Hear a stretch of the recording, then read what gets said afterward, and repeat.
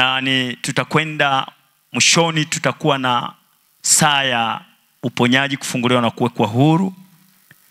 Na kwa nini tunafanya hivyo? Kwa sababu ibada hii ni ya matendo makuu ya Mungu, na Mungu atakuwepo kuponya. Jamani, amina.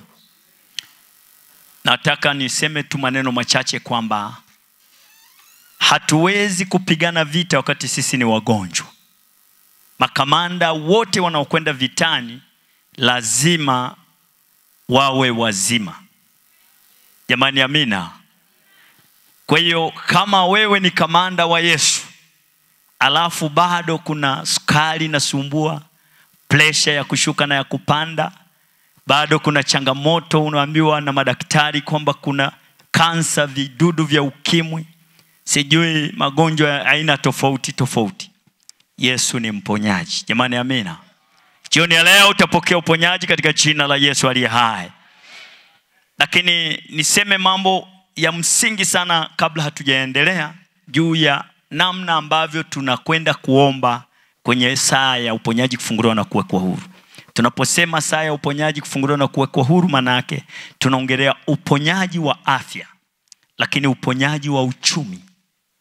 Jamani, Bwana asifiwe. Tunapoongelea kufunguliwa, maana yake tunaongelea juu ya marango ya kuzimu. Kuna maagano yanaweza kufanyika kwenye koo zetu. Unaweza wewe kuokolewa, na Biblia inasema mtu akiwa ndani ya Kristo amekuwa kiumbe kipya. Lakini unashangaa familia, ukoo wako bado uko chini ya maagano. Kwa tunaposema kufunguliwa, maana yake tunaongelea juu ya maagano kwenye ukoo, matambiko yale yaliyofanywa na babu huko nyuma kwenye maisha yetu. Kwa hivyo wewe unaweza kuwa umeokoka, umetoka kwenye ufalme wa giza ukaja kwenye nuru, lakini familia yako bado hawajaokoka, wako chini ya hiyo mamlaka. Kwa hivyo tunavyosema kufunguliwa, maana yake tunataka familia yako ifunguliwe. Wangapi wananielewa ninachosema? Kwa hivyo tunapoingia kwenye kipindi cha kufunguliwa, maana yake tunataka huyo mume wako, mke wako ambaye hajaokoka afunguliwe, watoto wako na maeneo mengine. Lakini kuwekwa huru, maana yake ni kutoka kwenye mikataba. Iko mikataba ambayo imewekwa, lazima tufunguliwe. Maana Yesu Kristo alikuja kuwafungua wote waliofungwa katika jina la Yesu. Sema amen. Kwa hiyo tunapofika kwenye hicho kipindi, ni kipindi ambacho tunashughulika na hizo roho katika ulimwengu wa roho. Na maombi yetu tunaomba kwa imani. Marko sura ile ya 9 mstari wa 23 anasema yote yawezekana kwake yeye aaminie. Inawezekana umeombewa na maaskofu na wachungaji na mitume na manabii, hujawahi kupokea uponyaji. Hiyo shida sio yao, shida ni yako wewe, hujaamini. Maana Biblia inasema katika Waebrania sura ile ya 11 mstari wa 6 inasema pasipo imani haiwezekani kumpendeza Mungu. Wala ambao wanaamini leo watapokea. Sema amina. Bwana amenipa neno ambalo nataka nililete kwenu, limenibariki mimi. Maombi yenye matokeo ya papo kwa papo, immediately. Yani unakuwa na maombi na yanaleta matokeo papo kwa papo. Maombi yenye matokeo ya papo kwa papo. Sasa kuna mtumishi mmoja ambaye tutajifunza kupitia kwake. Yeye aliwezaje kuomba na akapata majibu, alafu tutaiona ile kanuni aliyeitumia, alafu tutaitumia na sisi. Jamani, amina. Katika kitabu cha Matendo ya Mitume sura ile ya 16 kuanzia mstari wa 16 mpaka wa 40, lakini mimi nitasoma mistari michache tu. Nitasoma ule mstari wa 23 mpaka 26. Afu wewe ukienda utafuatilia vizuri kisa hiki katika Biblia. Naomba nikieleze kwa ufupi. Paulo akiwa na Sila wanakwenda kuhubiri Injili. Baada kutoka pale kuanzisha lile kanisa la Efeso, walitoka wakasonga mbele. Wanakwenda kuhubiri Injili, wakakutana na kijakazi mmoja. Huyu kijakazi alikuwa ni mganga wa kienyeji. Na yeye alipowaona akasema watumishi hawa ni watumishi wa Mungu aliye hai. Yule kijakazi alikuwa anasema ukweli kwamba Paulo na Sila ni watumishi wa Mungu aliye hai. Wakafanya hivyo siku nyingi. Maana yake Paulo alikuwa akipita yule kijakazi anatangaza. Sasa siku moja Paulo, Roho Mtakatifu akiwa ndani, ana wivu kabisa na mateso ya huyu kijakazi, akamwombea yule kijakazi akafunguliwa. Sasa kisa hicho, kumbe huyu kijakazi alikuwa ni mganga wa kienyeji. Kuna watu walikuwa wanapata faida kutokana na anasema roho ya utambuzi iliyokuwa juu yake. Sisi tuliokoka tuna Roho Mtakatifu. Waganga na wachawi wana roho ya utambuzi. Unaweza kuambiwa mambo yako yote uliyoyatenda kwa namna ya utambuzi. Kwa hiyo huyu kijakazi alipoombewa, ile roho ikamtoka, lile pepo la utambuzi likatoka. Sasa Paulo na Sila wanasherekea wamepata muamini mpya. Wale waliokuwa napata faida kwa ajili ya huyu mganga wakaja kuomba watabiriwe tena. Na yule bibi au mama akasema, mimi sasa hivi sifanyi hiyo kazi, nimeshafunguliwa. Hebu mpigie Bwana Yesu makofi ya shangwe. Na hiyo ndio inakuja kwa kisa cha mtumishi wa Mungu wa kimataifa Paulo na Sila kukamatwa na kupigwa sana chini ya serikali. Maana walisema huyu amekuja kuharibu imani yetu, huyu amekuja kuharibu desturi zetu. Wakapigwa na baada ya hapo wakapelekwa gerezani. Sasa kisa ninachotaka tujifunze, ziko kanuni 3 hapa. Nataka tujifunze namna ambavyo maombi yako yanaweza kujibiwa papo kwa papo. Ni pale ambapo Paulo walipopelekwa gerezani. Baada ya kuingizwa kule gerezani, wakawa wanamtukuza Mungu. Naomba sasa tusome ule mstari wa 23 unasema, na walipokwisha kuwapiga mapigo mengi, wakawatupa gerezani, wakamwamuru mlinzi wa gereza awalinde sana. Naye akiisha kupata amri hii, akawatupa katika chumba cha ndani, akawafunga miguu kwa mikatale. Lakini panapo usiku wa manane, Paulo na Sila walikuwa wakimwomba Mungu na kumwimbia nyimbo za kumsifu. Wafungwa wengine walikuwa wakiwasikiliza. Ghafula, mstari wa 26, ghafula pakawa tetemeko kuu la nchi, hata misingi ya gereza ikatikisika, na mara hiyo milango ikafunguka, vifungo vya wote vikalegezwa. Bwana Yesu asifiwe. Kuna mambo matatu au kanuni 3 ya kujifunza hapa. Ni namna gani akina Paulo waliweza kujibiwa maombi yao ya papo kwa papo. Nataka mfahamu, Paulo walikuwa ni makamanda wa Yesu, majasusi ya mbinguni. Walikuwa wanahubiri injili. Na mnakumbuka Paulo kabla hajaokoka aliua watu wa Mungu sana. Lakini baada ya kumjua Mungu, Paulo ameandika vitabu, kama sio vitabu 14 basi ni 13. Wanasema kile cha Waebrania hawakuandika aliyekiandika, lakini watu waandishi wanasema ni Paulo. Kwa hiyo kama ni Paulo basi vitakuwa vitabu 14. Nikupe utangulizi. Mwandishi wa kitabu hiki cha Matendo ya Mitume anaitwa Luka. Na Luka ndiye aliandika pia Injili ya Luka. Na mwaka wa kuandika kitabu cha Matendo ilikuwa mwaka 62 baada ya Kristo kuondoka. Maada kuu kwenye Injili ya kwenye kitabu cha Matendo ya Mitume inaelezea juu ya injili iliyohubiriwa kwa uweza wa Roho Mtakatifu. Yaani katika Matendo ya Mitume Roho Mtakatifu ni halisi. Alikuwa anatembea, alikuwa anaelekeza, alikuwa anaonya, alikuwa anasimamisha, anazuia tiripu. Unakwenda huko anasema nenda huku. Kwa hivyo kitabu hiki kimejaa matendo makuu ya Roho Mtakatifu. Na wataalamu wa theolojia wanasema kilipashwa kuitwa kitabu cha matendo ya Roho Mtakatifu. Lakini wakawaheshimu mitume, wakakiita kitabu cha matendo ya mitume. Bwana Yesu asifiwe. Kwa hiyo kuna mambo matatu ambayo nataka tujifunze, alafu tuingie kwenye matendo ya miujiza. Jambo la kwanza, kwa nini Paulo kwenye ule mstari wa 25 ule mstari wa 25, hiyo Matendo sura ile ya 16 mstari wa 25, anasema lakini panapo usiku wa manane, Paulo na Sila walikuwa wakimwomba Mungu na kumwimbia nyimbo za kumsifu, na wafungwa wengine walikuwa wakiwasikiliza. Manake wafungwa walikuwa nasema hawa watu wana akili. kama wana Mungu wamekamatwa wakapelekwa polisi, wakapigwa viboko, bado Mungu hajawatokea, wakatoka wakaletwa gerezani tulimo sisi kama majambazi, bado Mungu hajawatokea, na wanaanza kutupigia kelele. Manake kwa watu wasiomjua Mungu, kumsifu Mungu ni kelele, kumwabudu Mungu ni kelele. Kwa hivyo hawa jamaa walipokuwa wanamsifu Mungu, walianza kuzihakiwa. Ndio maana unasema na wafungwa wengine walikuwa wanawaangalia. Na sasa nisikilize, hawa jamaa walikuwa ni kweli walikuwa wamepigwa viboko, na alikuwa ni mhubiri mkubwa. Tunaweza tukasema ni wahubiri level ya mkurugenzi wetu. Kwa hiyo alikuwa ni mhubiri mkubwa, alikuwa anatambulika, lakini akakamatwa akapigwa viboko. Alivyomaliza kupigwa na mwenzake, wakawekwa gerezani. Ni kweli walikuwa gerezani, ni kweli walipigwa viboko na walikuwa na majeraha, lakini ulipofika saa ya maombi yao, sema amina, wakamkumbuka Mungu wao, sema amina.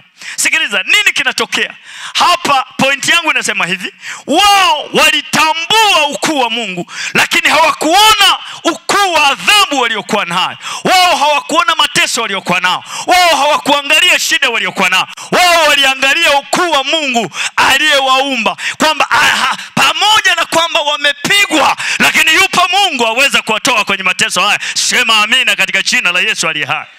Kwamba usiangalie changamoto, ukubwa wa changamoto ulio nayo, angalia ukubwa wa Mungu naye muabudu. Sema amina. Watu wengi wanaangalia ukubwa wa tatizo, ukubwa wa jaribu, ukubwa wa mapito yao.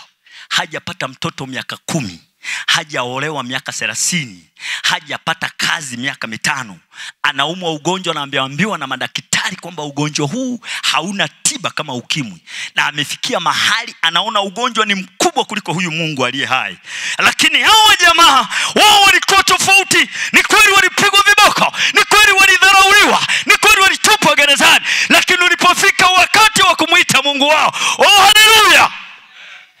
Mwambie jirani yako, unaelewa? Ulipofika wakati wa kumuita Mungu wao, hawakuangalia shida waliokuwa nao, hawakuangalia matatizo waliokuwa nao, hawakuangalia mapito waliokuwa nao. Ingelikuwa ni mimi, ningekuwa na maombi ya namna hii. Ningesema, Yesu, nimehubiri injili na mtu ameokoka. Kwa nini umeniacha ninapigwa viboko? Kwa nini umeniacha ninadhalilishwa? Lakini haya majamaa majasusi ya mbinguni yanasema, wewe ni mkuu. Haijalishi tumepigwa viboko, lakini wewe ni mkuu. Wewe ni Mungu mwenye nguvu. Wewe ni Bwana. Sikiliza nikwambie, upo hapa, ni kweli umepita kwenye shida. Inawezekana unayo matatizo, inawezekana katika changamoto ulizopitia umepata msiba, umekuja lakini moyo wako unalia. Sikiliza nikwambie, muangalie Yesu aliye juu. Yeye anaweza, yeye ana nguvu, yeye ni muumbaji, yeye anaokoa. Sema amina. Karabu shika makata. Wamepigwa viboko. Hebu muulize jirani yako, ungekuwa ni wewe ungeomba maombi gani? Umechelewa kuolewa, hujapata watoto, una mtaji, maisha yako kanisa halikui, mambo hayaendi vizuri, unakwendaje mbele za Mungu? Wako watu hawapati majibu yao kwa sababu maombi yao ni ya kunungunika, maombi yao ni ya vilio, ni malalamiko. Ukiona mtu anaomba unafikiri huyu jamaa ni kama yuko rohoni, kumbe ni malalamiko. Bwana umeniacha, Bwana uko wapi? Mbona sioni? Ameolewa jirani yangu, ameoa jirani yangu, amepata mtaji jirani yangu, amejenga nyumba jirani yangu. Hayo ni maombi ya malalamiko. Lakini huyu Bwana anasema, ni kweli mwanaume, nimepigwa viboko, nimefungwa na mikatare. Unajua mikatare ni aina fulani ya pingu zile za Kirumi ambazo ulikuwa unafungwa alafu unaingizwa kwenye chumba cha ndani kama jambazi sugu. Hao jamaa wana minyororo yao, lakini waliona ukuu wa Mungu, wakasema, pamoja na kupigwa kwetu tutakutukuza. Na hii ndiyo inayosababisha, inamtikisa Mungu, kwamba unapita kwenye changamoto lakini huangalii changamoto zako, unamwangalia Mungu. Sema amina. Yesu Kristo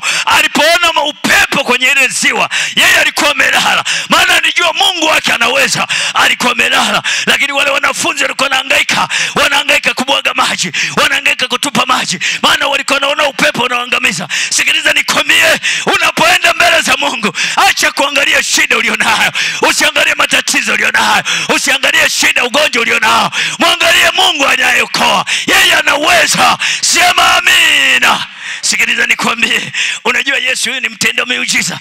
Alipokuwa ameletewa taarifa mshirika wake alikuwa anaumwa, alikuwa anaitwa Lazaro. Yohana sura 11 ukisoma kuanzia mstari wa 1 mpaka 44 utamwona Lazaro. Lazaro analeta taarifa, anasema Yesu, ndugu zake wanamwambia Yesu, yule mtu unayempenda, inawezekana hata sadaka yake Lazaro ilikuwa nzuri, yule mtu unayempenda anaumwa. Siku ya kwanza, siku ya pili, siku ya tatu, siku ya 4, Yesu anajua kabisa. Unajua Wayahudi walikuwa wanasema, Wayahudi kwa kawaida wanasema mtu akifa siku 3 anaweza kufufuka, lakini kama zikipita siku 4 haiwezekani kufufuka. Kwa Yesu alijua desturi na mila za Wayahudi, akasubiri mpaka siku ya 4. Kwa hivyo wakati anakwenda, anauliza jamani, mmemweka wapi?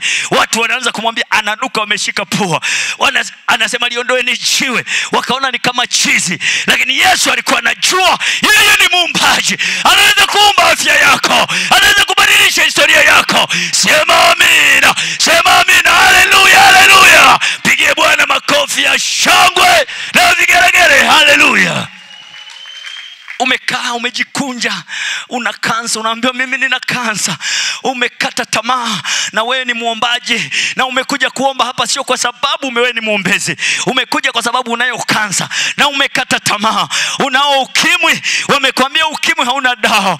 Ngoja nikwambie, Mungu yeye ni Bwana wa mabwana. Alipomwita Lazaro, njoo huku nje, uhai ukarejea. Sikiliza, Lazaro utumbo ulikuwa umeoza, maini yalikuwa umeoza, ndio maana alikuwa ananuka. Lakini Yesu alipomwita, alisikia sauti kutoka mbinguni. Alimsikia mtenda miujiza, alisikia muumbaji wake. Aliposikia Lazaro, njoo huku nje, Lazaro akatoka na sanda yake. Anakuja Yesu anasema, liondoeni sanda. Lazaro akarudi tena. Wale walikuwa wamesema tumekamaliza, kamekwisha haka, lakini wakashangaa Lazaro anarudi. Huyu ndiye ninayemhubiri jioni leo. Atabadilisha historia yako, atabadilisha ndoto ya maisha yako. Sema amina. Sema amina. Haleluya. Unajua nilikuwa najiuliza kwa nini watu washangilii, kumbe wamefunga. Basi mnisamehe, ana ninawapelekesha, kumbe mumefunga.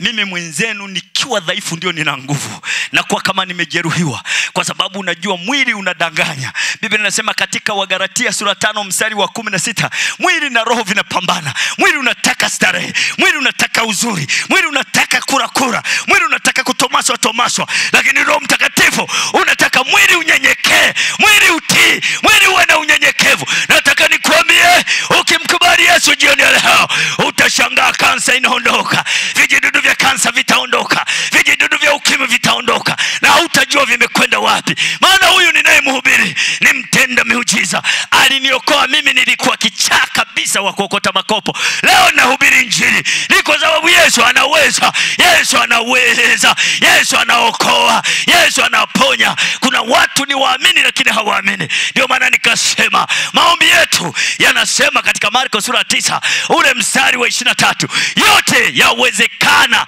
kwake yeye amini.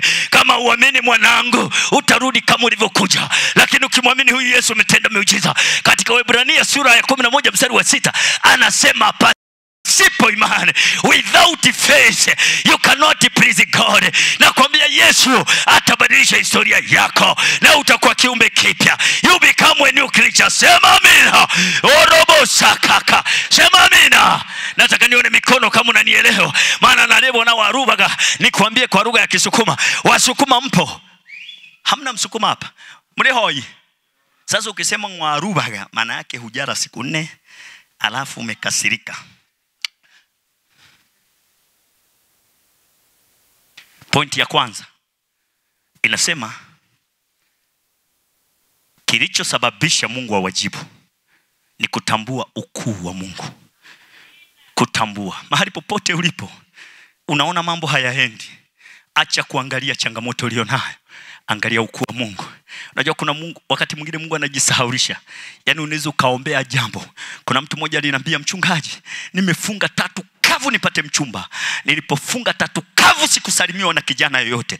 Nikamwambia ulikuwa umefikia kwenye viwango alivyokuwa anafundisha mtumishi wa Bwana. Kuna viwango vile vinaitwaje baba?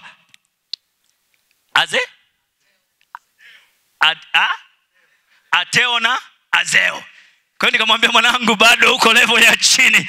Ukiona umejiandaa unasema tatu kavu nikimaliza tu naolewa, na tatu kavu husalimwi na mtu yoyote. Sikiliza nikwambie, lazima uvuke kwenye viwango hivyo vya chini uje kwenye viwango vya level ya juu. Sikiliza, maombi hayamlazimishi Mungu kutenda unachotaka. Maombi yanafanya tuwe wenyenyekevu na tutafute uso wa Bwana. Maombi haiwezi kumkunja Bwana. Kuna watu wanafikiri maombi yanaweza kumbadilisha Mungu. Mungu anaishi kwa mapenzi yake. Sema amina. Hawa jamaa wakasema, wakauona ukuu wa Mungu, ndio maana wakaenda kumsifu badala ya kulalamika. Jambo la pili, pointi ya pili, maombi yao yalijaa sifa na nguvu za Roho Mtakatifu. Kuna wakati unapita kwenye shida, huwezi kunena, huwezi kuongea maneno, hayawezi kusikika. Maana ukitaka kuongea ulimi unakamatwa. Unajua inawezekana wewe hujawahi kupita kwenye changamoto. Unaweza, sikiliza, siku moja nilikuwa naomba maombi. Binti yangu amemaliza chuo kikuu na alikuwa anafanya kazi kwenye ubalozi wa Uingereza.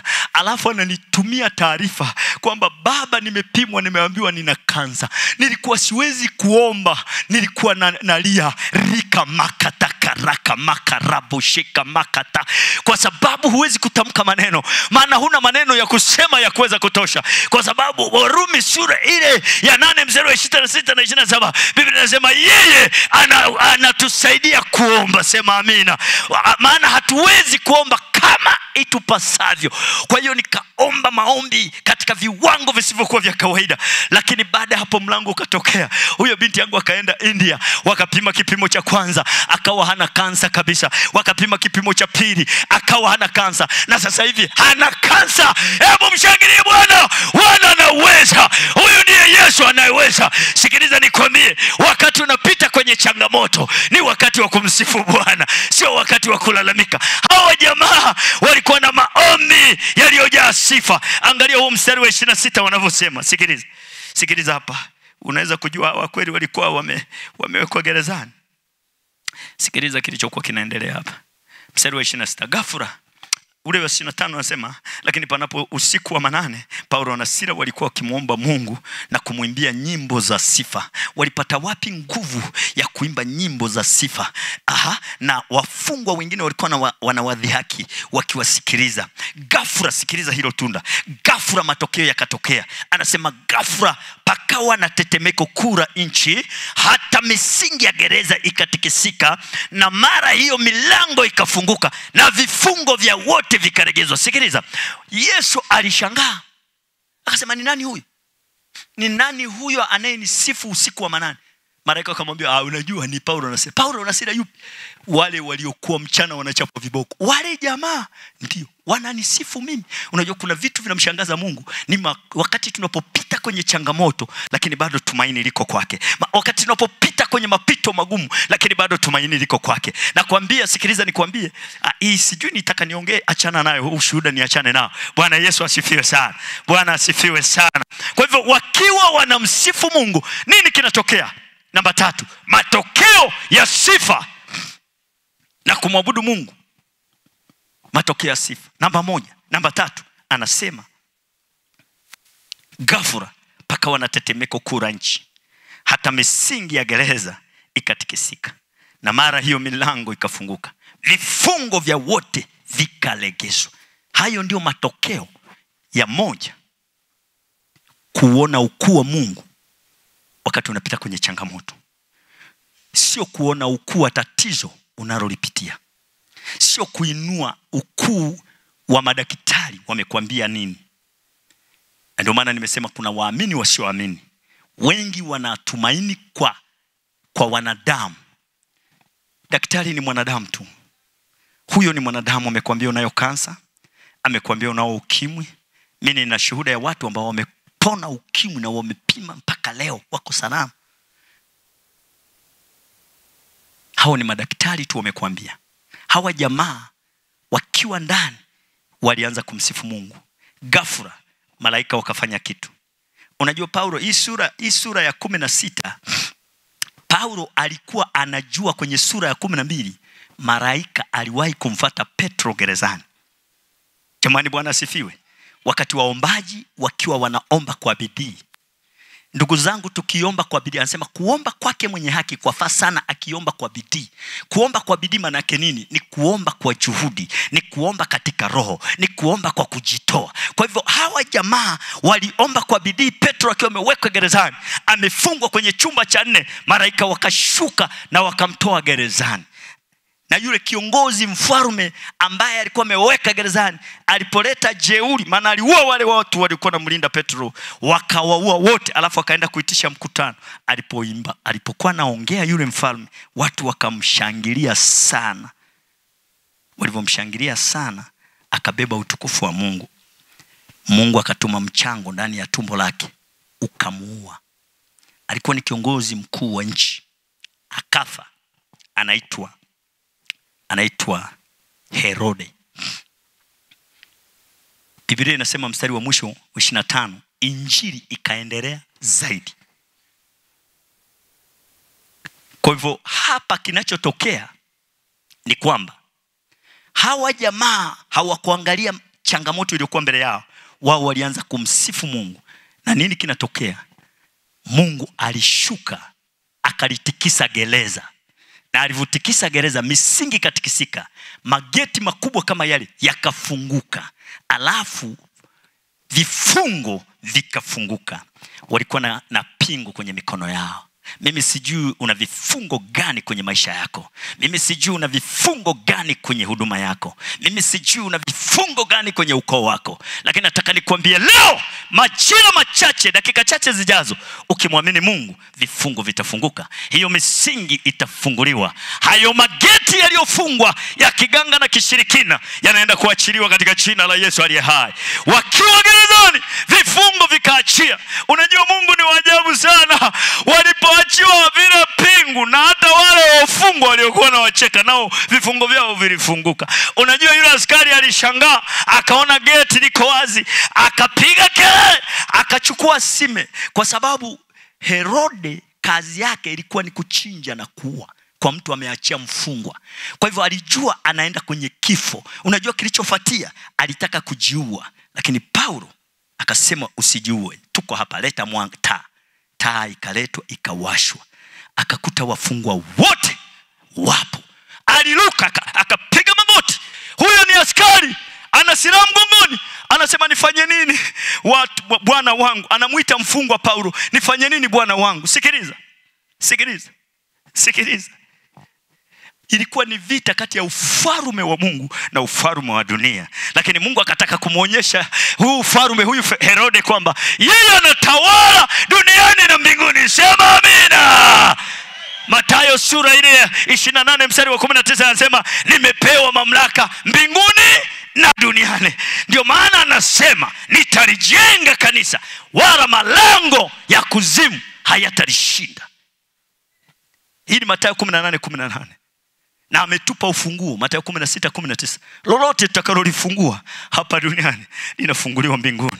Kuna watu wanaenda kufunguliwa leo katika jina la Yesu aliye hai. Nataka nikwambie hata leo tunatambua ukuu wa Mungu, na tuna maombi yaliyojaa sifa na Roho Mtakatifu, na tutakwenda kuwaombea. Sikiliza, kujaa Roho Mtakatifu, maombi yaliyojaa Roho Mtakatifu ni maombi ambayo Roho ndiye anatawala ndani yako.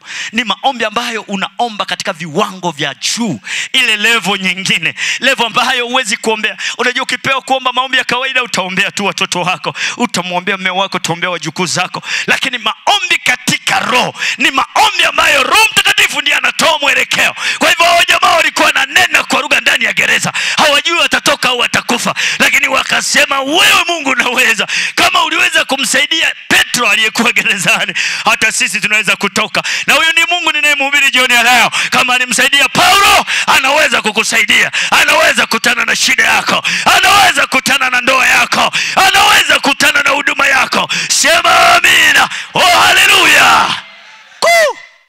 Sema amina. Punga mkono namna hii. Hebu simama. Leo naiputa.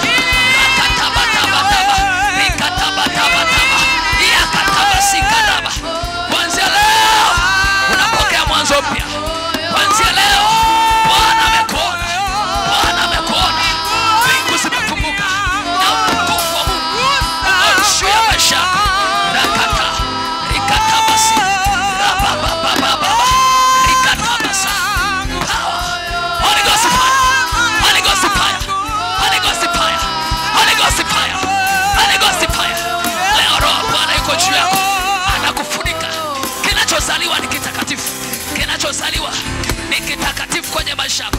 Ni uzima unazaliwa, ni ukombozi unazaliwa, uponyaji unazaliwa, uponyaji unazaliwa. Roho Bwana anakufunika, uponyaji unazaliwa, uponyaji. Power. Let the Holy Ghost move.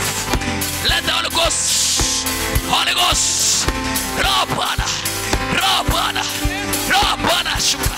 Roho Bwana anakuhudumia. Roho Bwana anapita kwenye mifupa, damu na nyama. Anaondoa mapoza yote, anaondoa kila aina ya mauti kwenye maisha yako.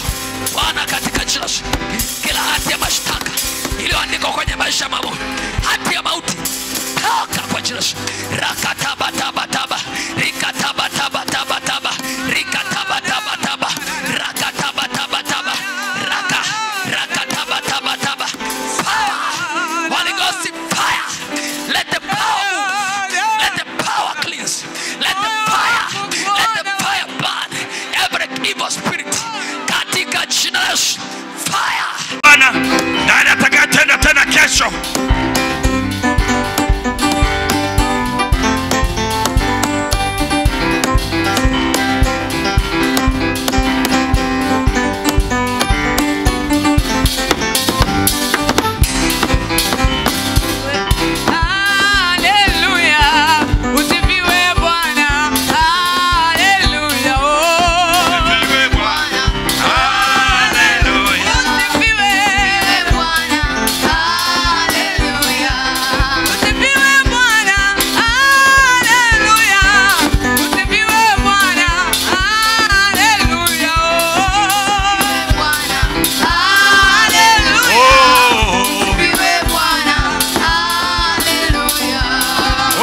Maajabu, haleluya, usifiwe Bwana, haleluya, usifiwe Bwana, haleluya, Bwana, usifiwe Bwana, haleluya, unatutendea makuu, haleluya, usifiwe Bwana, haleluya, usifiwe Bwana, haleluya, usifiwe Bwana.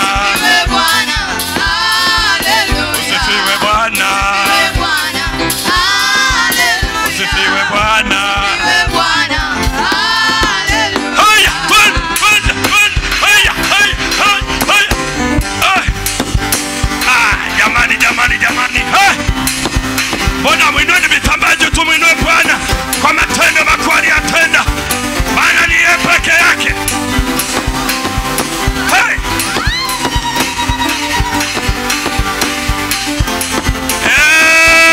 Amen. Pigie Bwana makofi na vigelegele. Hallelujah. Amen. Sema kesho. Sema tena kesho. Wewe kama watu wa Dodoma hawajaleta, naomba hivi. Wewe kama una ndugu yako yote unajua naomba ataka hospitali kwa wapi?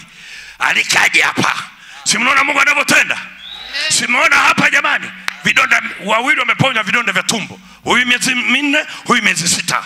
Amen. Na tazidume. Kwa heri. Haleluya. Haleluya. Sasa na wewe huyo ndugu yako mlete hapa. Mungu awabariki sana. Basi wakati huu tunakwenda kwa Elisha kwa muda, alafu tutakuwa na mapumziko mpaka saa ngapi? Saa 2 kamili. Jamani, amina.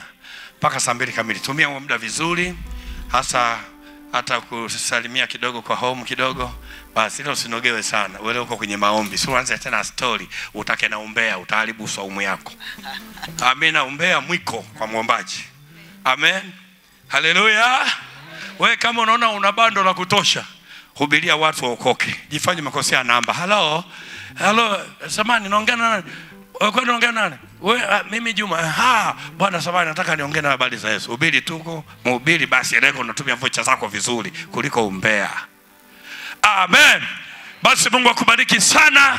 Ni wakati unaomba nimuombe mtumishi wa Mungu Dosa, katibu wetu, aweze kumshukuru Mungu, na kama kuna jambo lolote basi anaweza kusema. Kama hayapo basi amshukuru tu Mungu. Bwana Yesu asifiwe sana. Ibada yetu ya jioni kuanzia saa 2 mpaka saa 3:30 itakuwa ni ya shuhuda. Kwa hiyo andaa shuhuda, wewe ambaye Mungu amekutendea, na sisi tukisikia tunatiwa moyo zaidi. Kanuni ya ushuhuda: tamka tatizo ulilokuwa nalo, tamka. Halafu sema ni muda gani limekusumbua hilo tatizo na kama ulienda wapi na wapi. Halafu 3, sema nini kimetokea ambacho wewe unashuhudia kabisa kwamba hapa ni Bwana aliyenitendea. Bwana Yesu asifiwe sana. Kwa hiyo utakaribisha shuhuda hizo. Kwa hiyo panga vizuri na uje mapema, tuendelee na ratiba yetu vizuri. Nyosha mikono yako sasa. Baba, asante kwa wema na fadhili zako. Tunakushukuru Mungu kwa maana umetuhudumia katika mchana huu wa leo. Asante kwa ajili ya matendo makuu. Asante kwa ajili ya neno lako la wakati, neno la maarifa, neno la kututia moyo katika utumishi, silaha mpya kwa ajili ya kuomba na kupata matokeo ya haraka ya papo kwa papo. Asante kwa ajili ya mtumwa wako Bwana, umemtumia kwa viwango vya juu sana. Asante Bwana, maana umeshuka na kutuhudumia kwa kiwango cha juu sana. Tunakurudishia sifa na utukufu. Ni wakati huu tena tunapoenda kuwa na mapumziko mafupi. Bwana uwe pamoja nasi katika jina la Yesu. Baba nakushukuru. Amen. Makofi kwa Yesu. Amen. Bwana Yesu asifiwe. Naomba unapokuja uje kumekamilika, tukijua kwamba vipindi vinaendelea. Tutakuwa kama alivyosema katika kipindi kifupi cha kile ambacho Mungu amewatendea watu kama tulivyosema, halafu baada hapo tunaendelea na ratiba yetu ya maombi. Amen. Hapa sasa usiku ni maombi kwenda mbele. Mbona msemi amina? Amen. Halafu naomba nirudie, kwenye mabweni asiwepo mtu anayelala. Vyumba hatukuchukua kwa ajili ya kulala, tulichukua kwa ajili ya kubadilisha nguo na kwenda kuoga. Amen. Hiyo ndio sifa ya waombaji, sio kulala. Hatukuja kulala. Mungu abariki. Twende na amani ya Bwana.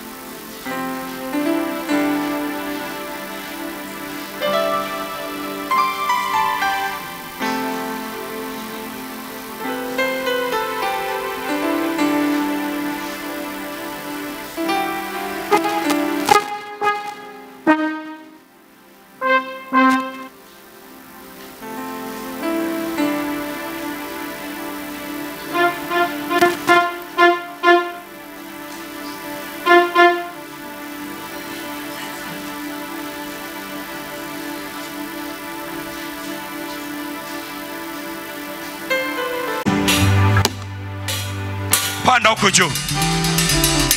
Naomba mic ni moja. Hallelujah. Amen. Simama tu hapo. Amen. Hai. Hebu tusikie kwa hawa watatu kile Mungu amewatendea. Ndugu unaitwa nani? Kwa majina ninaitwa Philbert Gayan. Asante. Philbert Gayan, ulikuwa na tatizo gani? Nilikuwa kwa muda mrefu nasikia maumivu kwenye nyonga. Kwenye nyonga na kiuno. Na kiuno. Naam. Ni kwa muda gani umekuwa na tatizo hilo? Kwa muda mrefu tu. Kama miaka mingapi hebu? Yaani kama miaka 5 hivi. Miaka 5. Naam. Sasa baada ya kukuombea hapa umeona nini kwenye mwili wako? Sasa hivi nasikia hakuna yale maumivu. Namshukuru Mungu sana. Amen. Hebu mshukuru Mungu sana. Amen. Hebu inama, inuka, inama. Twende. 1 2. Haraka 2. Twende. Hey, twende. Hey, twende. Hey, twende. Hey. Jamani pigia Yesu makofi. Amen. Asante. Hallelujah. Twende hapo. Unataka kwenda na mic? Umenogewa. Unaitwa nani? Naitwa Krista Haule. Krista Haule. Ulikuwa na tatizo gani? Nilikuwa tumbo linaniuma sana maeneo haya, alafu na hapa palikuwa pananiuma sana. Yaani hata punguza kibodi kidogo. Nasema yani tumbo lilikuwa linaniuma maeneo haya. Alafu na hapa palikuwa pamenibana. Yaani hata wakati mnafundisha hapa naombea. Hii kitu ilinibana sana hapa. Na hilo umekuwa na mateso tangu lini? kama miaka 5 hivi 4. Miaka 3. Yani ni muda kidogo, hasa masuala ya tumbo, vidonda vya tumbo. Haya. Hiyo nilikuwa na nyuma sana hapa. Hata wakati na mhudumu anafundisha hapa, basi kazidi kunibana hapa. Mpaka mgongoni. Sasa nilivoombea hapa, nimetoka, nasikia wepesi mgongoni. Mepona kabisa. Mtukuze Mungu wako. Hivyo vilikuwa ni vidonda vya tumbo. Maana alikuwa na tatizo hapa, hivyo vidonda vya tumbo ilikuwa inapanda mpaka maeneo haya. Ninajua nimeshaombea watu wenye kesi kama hizo nyingi tu. Hivyo vilikuwa vidonda vya tumbo. Yesu amekutendea muujiza. Amekuponya katika jina la Yesu. Mpigie Bwana Yesu makofi jamani. Vidonda vya tumbo miaka 4 Yesu ameponya. Amen. Asante. Naitwa nani ndugu yangu? Naitwa Michael Tadeo. Michael Tadeo, ulikuwa na tatizo gani? Mimi nilikuwa na matatizo mawili. Nilikuwa na vidonda vya tumbo. Na tezi dume. Na tezi dume. Umekuwa na mateso tangu lini? Kama vidonda vya tumbo ni kama miaka 6 au na kuendelea. Miaka 6 na kuendelea. Haya, tuambie nini kimetokea baada ya kuombewa hapa? Wakati naombewa hapa, nimesikia tumboni kama mkwaruzo sana hivi. Nikaona kama mbona ndio tumbo linazita, baadaye ikakata tu. Sikusikia tena ni kwaruzo wala maumivu tena kwenye tumbo. Yale maumivu unasikia yote kaondoka. Ndio kwa kwaruzo kwa sababu kwa mfano vidonda vya tumbo kama sasa hivi tumefunga, saa zote tunasikia tumbo linakwaruza tu hivi. Lakini sasa hivi imetulia sio. Vidonda vya tumbo vimepona vya miaka 6. Amen. Haya. Bwana ametenda. Amina. Amen. Jamani, hebu tuinue mikono juu tumpe utukufu Bwana aliye